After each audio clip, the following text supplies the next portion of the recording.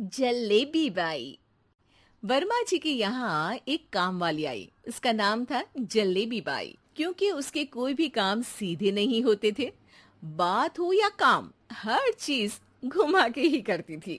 अरे साहब, वो जो स्कूल में बच्चों की होती है ना, वो मुझे चाहिए। स्कूल में बच्चों को क्या क्लासेस क्लासेस क्यों चाहिए तुमको? अरे नहीं साहब, वो होती है ना गर्मी की। गर्मी की छुट्टी? हाँ हाँ, छुट्टी चाहिए 2 दिन की। अरे तो इतना घुमा कर क्यों बोल रही हो? सीधे सीधे बोलो ना। वैसे क्यों चाहिए तुमको छुट्टी? अरे मेरे भाई के जो पापा है ना, उनकी जो पत्नी है ना, उनके भाई के पापा की पत्नी को बुखार आ रहा है। ओहो, ऐसी पहेली मत बुझाओ कि मुझे बुखार आ जाए। अरे सीधे सीधे बोलो ना जलेबी बाई। अरे देखो, मेरे भाई के पापा, मेरे पापा, उनकी पत्नी यानी मेरी माँ के भाई यानी मेरे मामा के पापा यानी मेरे नाना, और मेरे नाना की पत्नी यानी मेरी नानी को ना बुखार आ रहा है साहेब। अरे जलेबी भाई, तुम 2 नहीं 10 दिन की छुट्टी ले लो।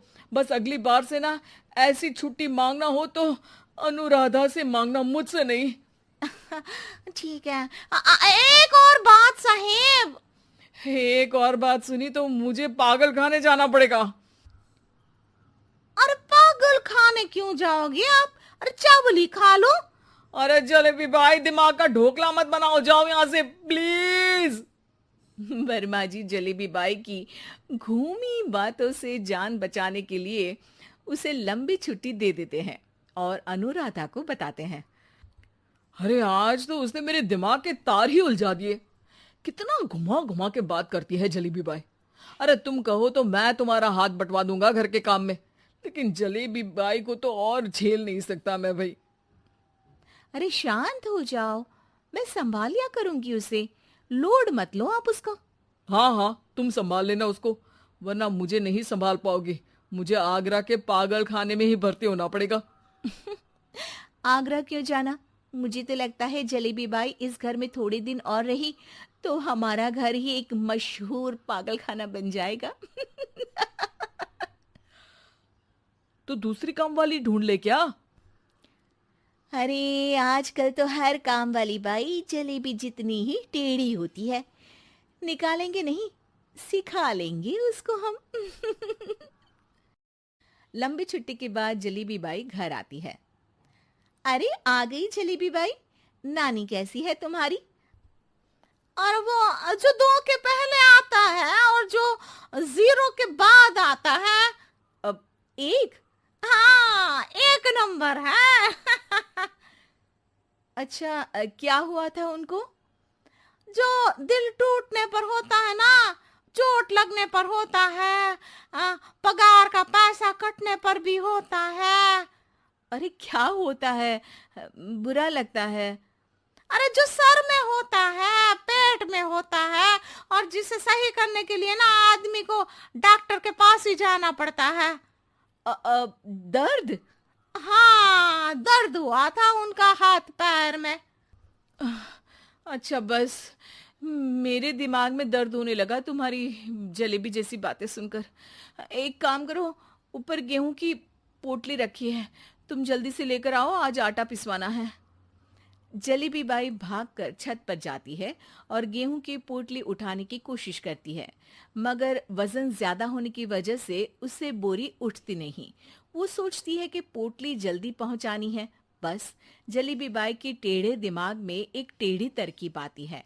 वो पोटली को छत पे घिस कर उसे बालकनी तक ले जाती है और छत से भीतर बरामदे में बोरी फेंक देती है। लो जी लो, हो गया जल्दी जल्दी काम। नीचे पहुंचती है तो देखती है कि अनुराधा वहां उसे गुस्से से देख रही है और नीचे पूरा गेहूं बिखरा पड़ा है। ये क्या किया?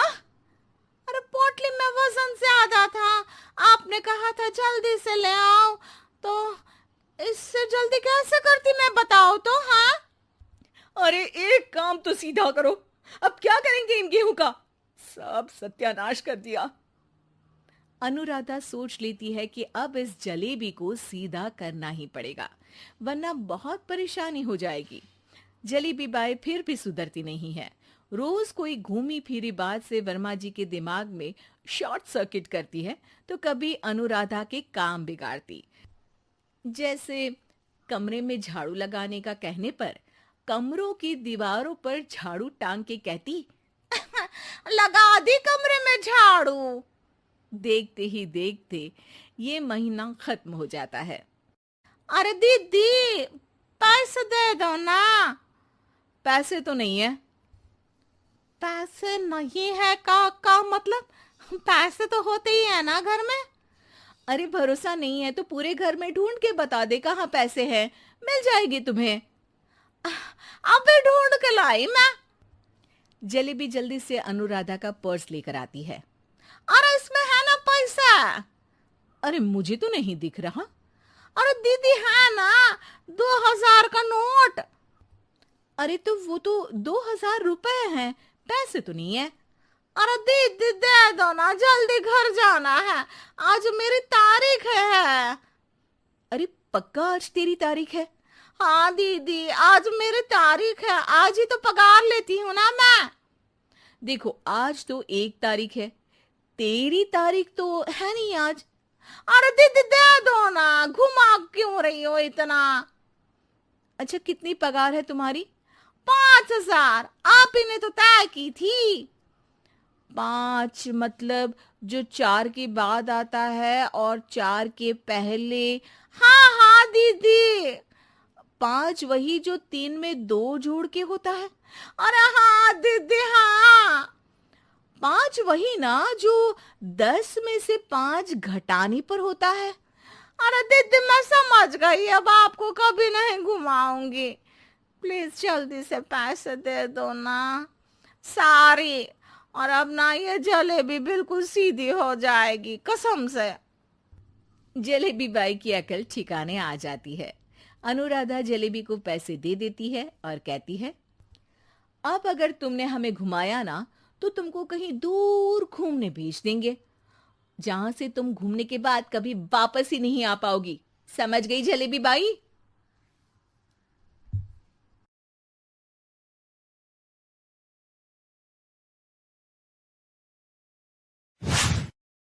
दुर्गा नदी के किनारे बसा एक गांव फूलपुर।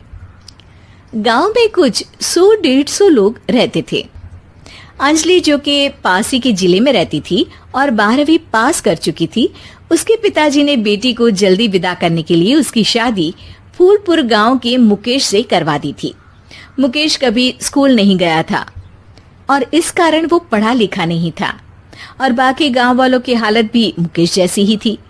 मुकेश के घर में उसके माता पिता भी रहते थे। सासू माँ, मैं बाहर मंदिर तक जा रही हूँ, आधे घंटे में आ जाऊंगी। अरे अभी कहीं जाने की जरूरत नहीं है, चुपचाप जाके रसोई में रात के खाने की तैयारी करो। और ये घूंघट क्यों हटा लिया है तुमने? क्या पता नहीं कि इस गांव में औरतें बिना घूंघट के नहीं रहती? रात में अंजलि छत पर जाकर अपनी मम्मी से बात कर रही होती है। तभी गांव की 3-4 औरतें उसे देख लेती है और दरवाजे पर आकर उसकी सास से शिकायत करने लगती है। और क्या हुआ? अरे छत पे तो देखो, आपकी बहू मटक मटक के किसी से फोन पर बात कर रही है, दिन भर फोन पे लगी रहती है। अरे कल तो मंदिर के पास वो क्या कहते हैं, सेल्फी ले रही थी। शहर की बहू रखना अच्छा शान की बात है, पर देखना इसके लक्षण से ये तो तुम्हारे परिवार को बदनाम ना कर दे। ये पहली बार नहीं था जब सास से गांव के लोगों ने अंजलि की बुराई या शिकायत नहीं की हो। अब तो ये रोज की बात थी। अंजलि ये सब सुन लेती है। जब वो नीचे जाती है तो मुकेश भी वहां आ जाता है। सास कहती है, बेटा लोग घर आकर शिकायत करने लगे हैं बहू के कामों की, देख लो। पति हो, संयम से रखो इसे।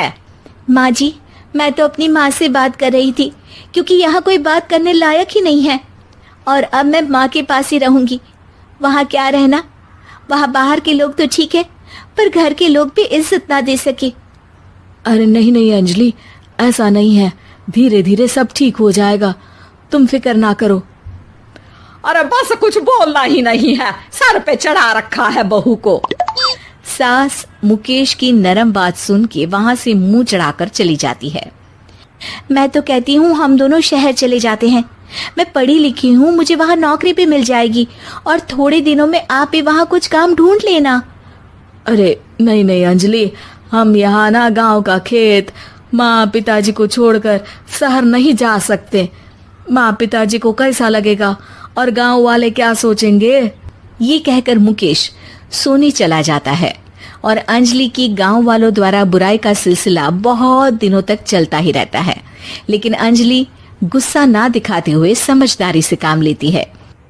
बारिश का मौसम चालू हो जाता है। जोरदार बारिश से पूरे गांव में हाहाकार मच जाता है। दुर्गा नदी में बाढ़ आ जाती है और बाढ़ का पानी पूरे गांव की फसल तबाह कर देता है। फसल की ये हालत देखकर गांव वाले निराश हो जाते हैं और बात तो यहाँ तक पहुँच जाती है कि कुछ लोग तो अंजलि को इस सब का दोषी ठहरा देते हैं। अरे पूरी फसल तबाह हो गई, पता नहीं किसकी नजर लग गई है। अरे जब से चौधरी परिवार में ये शहर की बहू आई है ना, तब से ही गांव की शांति चली गई है। इसके कर्म कांड से माँ दुर्गा नदी भी खुश नहीं है। ये सब सुनकर बेचारी अंजलि रोते हुए अपने घर चली जाती है। कुछ दिन बाद सभी गांव वाले अपनी फसल का मुआवजा लेकर अपने अपने घर आते हैं। मुकेश भी 1500 लेकर आता है। अंजलि को जब पासबुक दिखाता है तो अंजलि हैरान हो जाती है।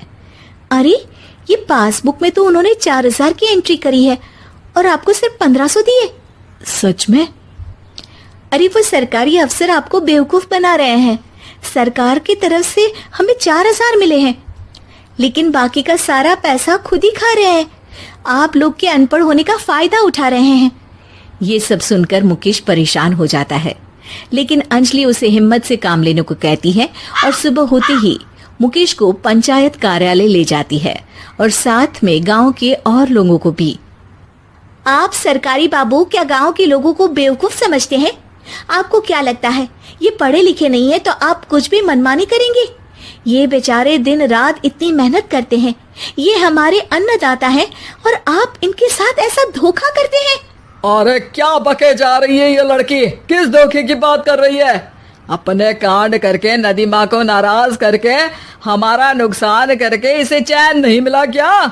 सरपंच जी, इन सरकारी बाबू ने मुझे बेवकूफ बनाया है और मेरे हिस्से के पैसे खुद चट कर गए। बस ये सुनते ही सरपंच वहां से दुम दबाकर भाग जाता है।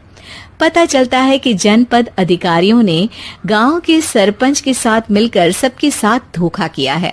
सब लोगों का विरोध शुरू हो जाता है और आखिर में अधिकारी सब गांव वालों के हिस्सों के बचे हुए पैसे उन्हें लौटा देते हैं और कई दिन तक सरपंच गांव में लौटता ही नहीं। अंजलि, तुम नहीं होती तो हम गांव वालों को तो पता ही नहीं चलता कि ये हमें हर बार बेवकूफ बनाते हैं। हाँ हाँ अंजलि बेटी, हमें माफ कर दो। हम सब तुम्हें बुरा भला कहते रहे, लेकिन तुमने ही आज हमें बेवकूफ बनाने से बचाया है। हमें तुम पर गर्व है बेटी। अब समझ आया कि सरपंच तुमसे नहीं, तुम्हारे पढ़े लिखे होने से नफरत करता था। क्यों ना इस बार हम अंजलि को ही सरपंच पद के लिए चुन ले? क्या कहते हो गांव वालों? पढ़ी लिखी सरपंच। बस पूरा गांव अंजलि के लिए ताली बजाता है और अंजलि की सास उसे खुशी से गले लगा लेती है।